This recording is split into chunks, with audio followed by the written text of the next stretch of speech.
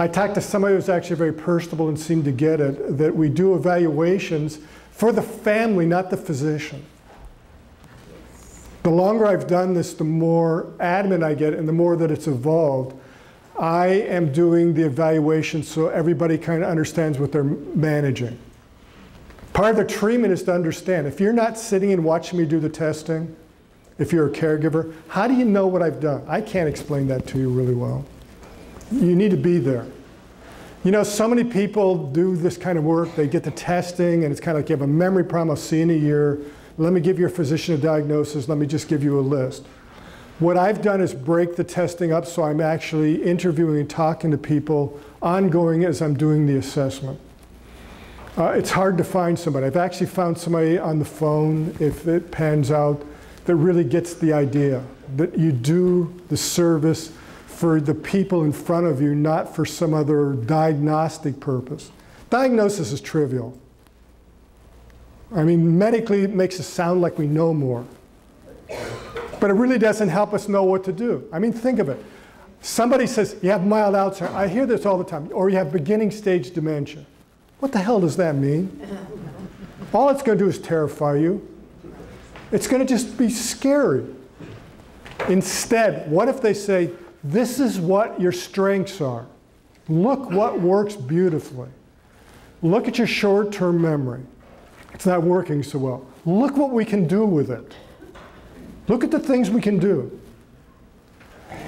That's something that's more empowering.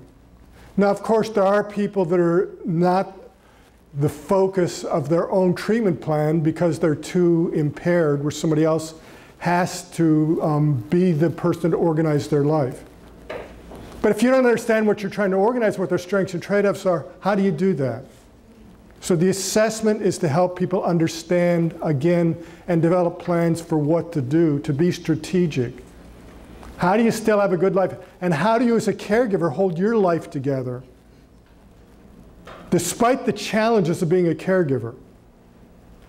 You know, and even people need advanced planning for placement, hope they never use them. When they do, you know, people think, well, good, now the burden's off. No, no. It's a different set of circumstances. And people often need plans for it. They think, well, I'll be fine when this is all over. Well, you know, recovery's not quite that simple all the time. The future starts now, and part of the assessment should allow people to kind of develop those within the limits of their ability to do it. Long-winded answer to your question. Thank you. But if I do find somebody that I'm comfortable with that's going to buy into the practice, I will definitely make an announcement. I will probably send a letter out about contacts to all my clients. Obviously, I'm not going to be spending 60 hours a week on the phone in Dahlonega. So I'm going to be somewhat selective, but I also don't want to feel like I've deserted people. Yes, another question. Since this is a short-term memory problem, there are activities, I think, that help improve or at least keep the memory that you have. I call that cognitive training. I have found it very difficult to find somebody to do cognitive training exercises with my husband. And it is a trick. You're right. That's the long-term memory. Cognitive training attends to what's still there, trying to keep it active. It's not short-term memory, it's long-term memory. And the person by themselves won't remember to do the things. But it is hard to find somebody that does cognitive training. What is cognitive training? Cognitive training is what still works. What if the person still paints? Take them to an art class where they understand. You know, somebody does, his name is Jim Moran.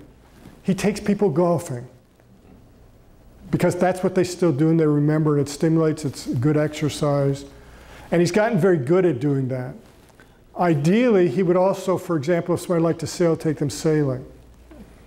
Going to movies. And the nice thing is, if they're forgetful enough, they can re-see the movie they have a good time with. But yeah, holding the life together, engagement is what people often call it. People need to be engaged just because they have memory loss. And if you're the caregiver and always trying to be the social director and the engager and the cheerleader, you can't hold it together. And you know, you got to find the right activities. We've had that problem with some people that are horribly forgetful, but horribly smart. So a lot of the activities that we put together are too childish for them.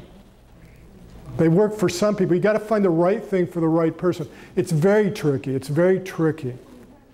I don't have a good answer to your question of where to find it. It's not necessarily on the internet.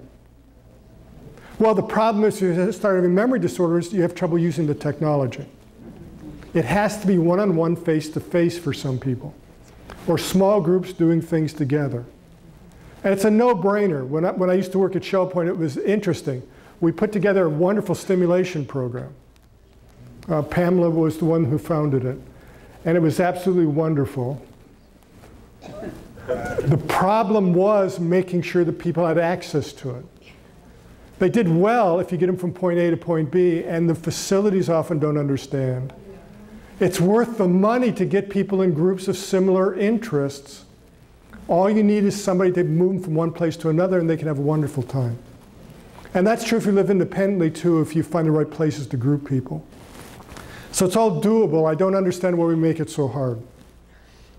But we do. I really want to very sincerely thank you for all the warmth that you guys have shown me over the years. Obviously, I had more trouble starting the talk than ending the talk. I'm kind of glad. I don't know where I'll go emotionally with this, but thank you very much. Pamela and I are very much looking forward to our life. We've thought about it for quite a while, and we have. She picked out and got for us and is structuring for us the most wonderful home that I can imagine. It's the first in my life I get to go where I want to go instead of where I have to go. You know, you go because of school, you go because of work. This time I'm going somewhere where I want to go and really want to go badly. And our future is going to be here. It's a wonderful cottage house. You can't see it, but there's a porch swing up here. And it's very like a cottage on the main level, and we'll live on the main level. And it's just a wonderful house. It's on the side of a mountain, of course. I don't know how she found this. It has the yellow creek, but I like to think of it as a river. Our porch just looks over this little valley into the yellow creek, so we're going to pan for gold. Pan for gold. Belaniga is the name of the place, which is the Cherokee name for gold. So anyway, again, I sincerely thank you and the people at the Support Network. I mean, they've been wonderful to me for years. So many people have been so kind to me, I don't know how to say goodbye, so I won't. But thank you so much.